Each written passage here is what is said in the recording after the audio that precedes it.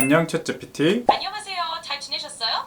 나 잘 지냈어. 좋네요. 요즘 어떻게 지내세요? 요즘 나는 두 가지에 빠져 있어. 하나는 새로 태어난 딸이고 하나는 오픈AI 챗GPT에 푹 빠져 있어. 와, 축하드려요. 따님과 함께하는 시간이 정말 소중하겠어요. 챗GPT에도 관심을 가져주셔서 감사해요. 어떻게 도와드릴까요? 오늘 나는 흥미로운 실험을 좀 해보려고 해. 나는 현직 변호사이고 변호사 사무실을 5년째 운영하고 있는 12년차 변호사야. 와, 정말 대단하세요. 아니 대단하기는. 어떤 실험인지 궁금해요.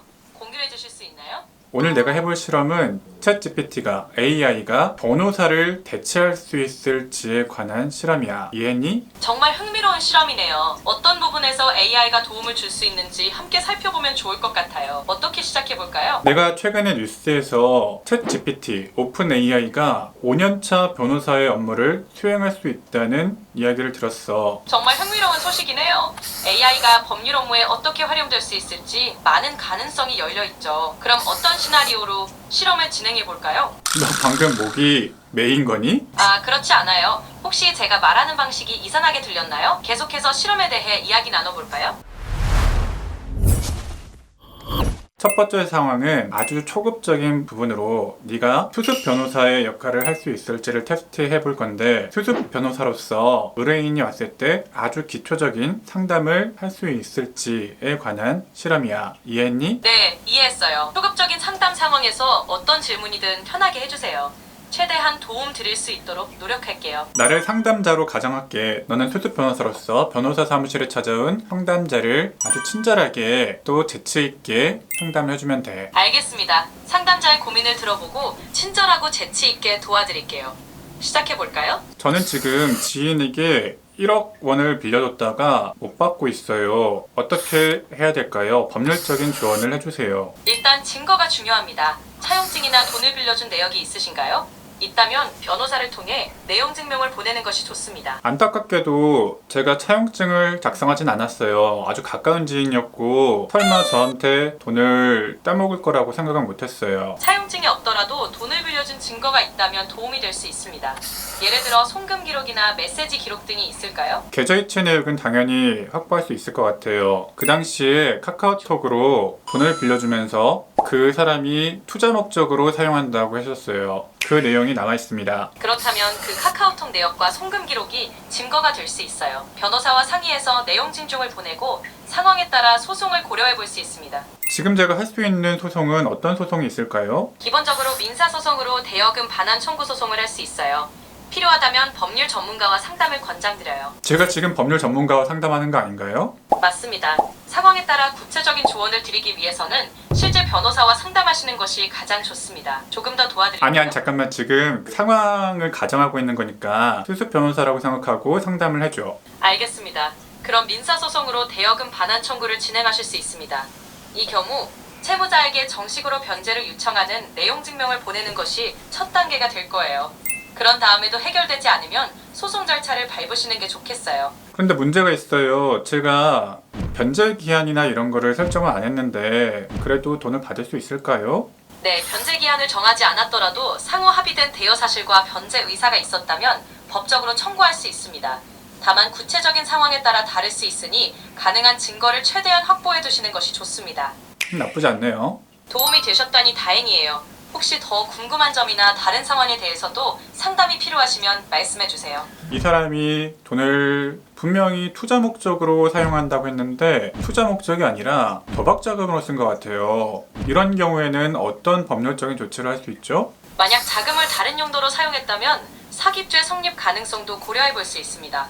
이 경우 민사소송과 별도로 형사고소를 진행할 수 있습니다. 하지만 구체적인 상황에 따라 법률 전문가와 상의하는 것이 좋겠습니다. 아니 지금 내가 법률 전문가하고 상담을 하고 있는 거잖아. 지금 말씀하신 상황은 형사적인 부분도 고려해야 하니 변호사와 상의해 보시는 게 좋겠습니다. 자, 그렇다면 내가 형사 고소를 하려면 추가적으로 어떤 입증 자료를 더 확보하는 게 좋을까요? 형사 고소를 위해서는 상대방의 기망행위와 실제 자금 사용처를 입증할 수 있는 자료가 필요합니다.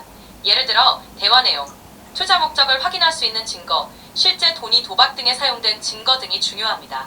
가능한 모든 증거를 모아두시는 게 좋겠습니다. 지금 기망이라고 했는데 상대편이 기망을 했다는 입증 자료, 구체적으로 어떤 것이 있을까요? 상대방이 처음부터 돈을 갚을 의사가 없었거나 돈의 용도를 속였다면 기망에 해당합니다. 예를 들어 투자 목적이라고 속여서 돈을 받았지만 실제로 다른 용도로 사용한 정황이 있다면 이 부분을 입증하는 자료가 필요합니다. 카카오톡 메시지나 사기성 발언 등이 증거가 될 수 있습니다. 아주 만족스러워. 도움이 되셨다니 기쁩니다. 더 궁금한 점이 있으시면 언제든 말씀해주세요. 형법상 사기죄에 있어서 사기죄가 성립되는 구체적인 판례를 몇 가지 검색해 줄 수 있어? 사기죄는 타인을 속여 재물을 빼앗는 범죄입니다. 대법원의 1985년 판결에 따르면 피해자가 손해를 입지 않아도 사기죄가 성립할 수 있습니다. 또한 2012년 판결에서는 범인이 직접 재물을 취득하지 않고 제3자를 통해 얻어도 사기죄가 성립한다고 판시했습니다. 자, 어떻게 들으셨습니까? 저는 이번 프로젝트에서 몇 가지 단계별로 챗GPT의 레벨을 상정을 하고 그에 맞는 질문을 해서 변호사로서의 역할을 수행할 수 있는지에 대해서 레벨 테스트를 하려고 목적하고 있습니다. 일단 오늘은 가장 낮은 레벨로 변호사와 처음 만난 이 상담자분과 상담을 하는 상황을 가정을 해봤고요. 이 상담의 영역에서 챗GPT가 유용하게 사용될 수 있는지를 테스트해 보았습니다. 챗GPT와 관련된 변호사 업계 동향 이런 내용들이 알고리즘에 많이 뜨더라고요. 그러면서 어떤 변호사분이 인터뷰한 것이 5년차 변호사의 업무를 수행할 수 있는 것 같다라고 한 부분이 있어서 상당히 좀 우아스럽게 느껴졌어요. 저도 사실 몇 개월 전에 이 챗GPT를 활용해서 테스트를 좀 해봤는데 사실 제가 느끼기에는 법학부 한 2학년생 정도의 레벨 정도밖에 안 되는 것 같다라고 저는 판단을 했거든요. 그 이후에 챗GPT 버전이 한 단계 업그레이드 되기도 했고 사실 이 상담 내용만 봤을 때 크게 오류가 없고 1에서 5년차 변호사라고 하더라도 굵은 아웃라인을 그려줄 것 같다라는 생각이 좀 들었어요. 상담 영역에서 상담을 어시스턴트 하는 역할 정도의 역할은 할 수 있을 것 같다라는 좀 느낌이 들어요. 일단 1단계 레벨 테스트는 합격입니다. 1단계 레벨 테스트는 합격이야. 고맙습니다. 다음 단계도 준비됐으니 언제든 말씀해주세요. 변호사가 시간을 가장 많이 할애하는 영역인 서면 작성의 영역에 있어서 도움을 줄 수 있을지, 판례와 같은 레퍼런스의 검색, 리서치 영역에 있어서 도움을 줄 수 있을지를 단계별로 실험을 해보려고 합니다. 이 영상이 흥미로우셨으면 구독과 좋아요 눌러주시기 바랍니다. 감사합니다. 고소는 누구나 할 수 있고 누구나 당할 수 있습니다. 이제는 꼭 필요해진 고소의 기술, 이 책에서 확인하세요. 지금 서점에서 구매하실 수 있습니다.